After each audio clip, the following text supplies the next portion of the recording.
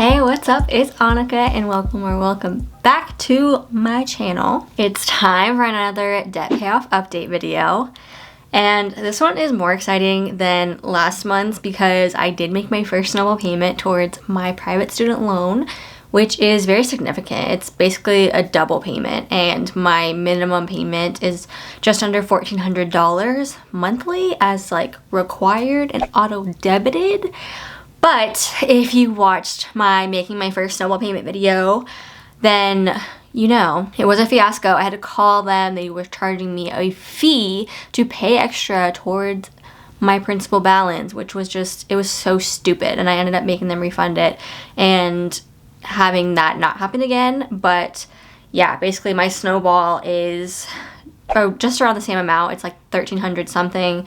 And essentially it's like a double payment, which I don't know how I was making all these payments like a year ago, because if you haven't been following along, then welcome. I take you on my journey to paying off over $229,000 in debt. I started paying off debt January of 2020 when I started my debt snowball, and I was making all these minimum payments to obviously add up to my debt snowball. I had 5 credit cards. I was making a payment between $200 and $300 each. I had my car payment and then my federal student loan and my private student loan. But now I feel like my budget is so tight. Like, I know that last summer and around like kind of May, June through August time, I was working a second job. I was a virtual tech camp instructor for a coding camp teaching kids how to code. And my background is in computer science with my expensive ass degree.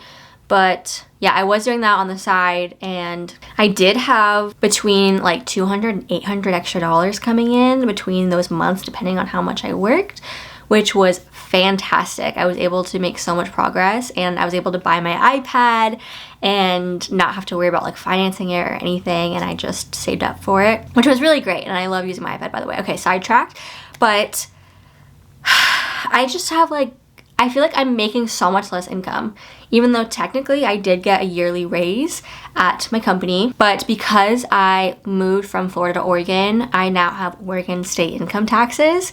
So even though I did get a raise, I'm getting less than I was last year with like prior to my raise, which was really frustrating. And that was like a big annoying shock when I moved back and I started getting my new paychecks. And oh boy, did that hurt my budget. It hurts my budget every month, and I don't have like that extra wiggle room I normally do. And I, as you may know, if you've been following along, I'm definitely an overspender and I screw up my budgets every single month. But I try and tell myself that like I've made a good headway. I've made a lot of good progress, and I'm about to give you my updated numbers. So let me do that. As of April 2020, I paid off $52,291.38. And like, that's a lot of money just between January 2020 and last month.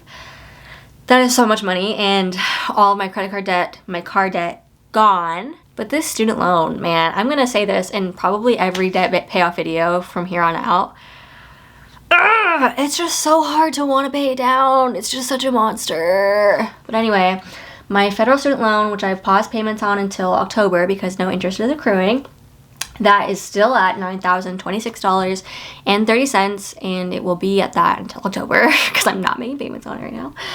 And my gigantic private student loan is at $166,508.38, putting me at a whopping total balance of current debt at $175,534.68, making my total debt paid off at $54,415.20.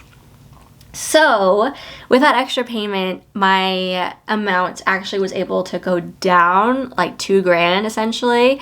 And instead of like barely making a couple $100 dent like my normal minimum payment does because of so much of the payment going towards interest, whereas now this extra payment, I made sure it went to principal. Like, hit that principal, baby, hit it hard, and like, let's just knock this out. Ugh, that number is still so daunting. Like, yes, it's going down, and yes, I'm so grateful to be able to make that extra payment and having that be my only debt at the time being, or for the time being. So like, I'm happy to see like a bigger jump between months. Like, between March and April, it only went down literally like maybe $400 or $500 from that $1,400 minimum payment. But then now, between last month and May, it went down almost a full $2,000, which is like so exciting, and it makes it feel like there's more of a dent happening, and I would love to keep that up. But for the month of June, like, I'm already screwed. Like, my budget is so tight. Like, I did do a June budget with me video, and I mentioned that I did overspend in May because I have a problem, and I have to clean up my mess every single month by usually stealing from next month's budget, and or I do have some floating dollars in like my savings accounts, which I do kind of move around, and I do still have like an auto transfer between my checking account and my savings account of like $25 a month or something that just automatically goes into a savings. So I know I have like some extra leeway floating around, but it's like not a good habit to have. I should not be doing that. Yeah, okay, so we're 54.4K down, and my goal is to still be like at or under the 150K mark by the end of 2021, which I thought I would be able to just knock that out no problem. Like, oh, my snowball, that's normal, blah, blah, blah. But then having not made a snowball payment in March or April, and I'm definitely gonna have to probably dig into my snowball payment a little bit for the month of June, just because of the way things worked out. Like, I had to take my puppy to the vet, and she had to get some antibiotics and some work done, and like blood work taken and everything. So it ended up being like an extra $100 that I wasn't budgeting for, and because I was budgeting for her to get her final shots, but I wasn't expecting like to have to buy like the other stuff that I had to. So that's gonna cut into the budget. And yeah, so just things like that have already come up, and it's only June 4th. Like, that makes me so nervous for this month. Like, I feel like I can't buy anything, basically. Like, I can't, like, I have to be like super frugal this month, which is kind of annoying because I haven't exactly been super frugal this entire time, honestly, because I know that's just very constricting and not manageable for me personally, because I am a spender. So I do leave myself like some spending money here, like some eating out money and experience money to go splurge on things that I want to do with my friends and family and all of that, as well as my puppy, like getting her new toys and food and stuff like that. I don't know what happened. Like, my budget, it just feels so tight this month, and I feel like I have no other choice but to dip into my snowball payment, which is annoying. So hopefully I won't have to dig into it too much, and I can still probably make a significant additional payment towards my student loan payment this month, but it just like, it throws off the whole timeline, and I'm a planner. Like, I love forecasting months and months in advance and planning ahead. So I don't know, it's just frustrating. And to be quite honest, I have been falling off the wagon here on YouTube because it provides a little extra income every month, but I'm not at the point where it's like really increasing very much. And I know that's my fault because I have not been posting very consistently. Been in a little bit of a funk, but hopefully gonna bring myself out of that. And I used to drive for DoorDash and Postmates, but for some reason the accounts are all screwed up and I like can't sign up to drive for them right now. And my account, it's just like weird, and it's all messed up. I don't know what's going on with it. So I don't know, I might sign up for like doing Instacart or something, but it's just more challenging because I do have my puppy. So it's like, if I'm gonna go out for hours and hours, like I have to make sure that either someone in my household can watch her or that she's like set up in our backyard. and she's still so young. She's only 4.5 months, so she can't be left alone for like, you know, too long. So yeah, ideally I could pick up more side hustles that are like I could do from home, but I just don't know. Sorry, this update is a bit rambly, but I just feel the need to get it all off my chest. I watched this TikTok the other day that was like, I'm not making payments toward my student loans. Like, forget that. I'm investing that money instead. Which, like, I get, and it's so tempting to want to, instead of make like an additional payment, invest that money.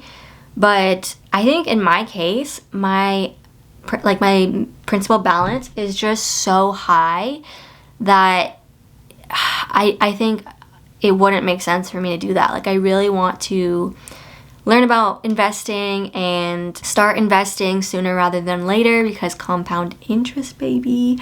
But it's just so difficult to be like, well, what's the best thing to do with my money, especially since my balance is so high, so then my interest accrues ridiculously high and fast. So it's like I feel like I have to get my student loan down to a certain level, and then I can worry about more like taking some money and investing it, but like still making extra payments toward my student loan.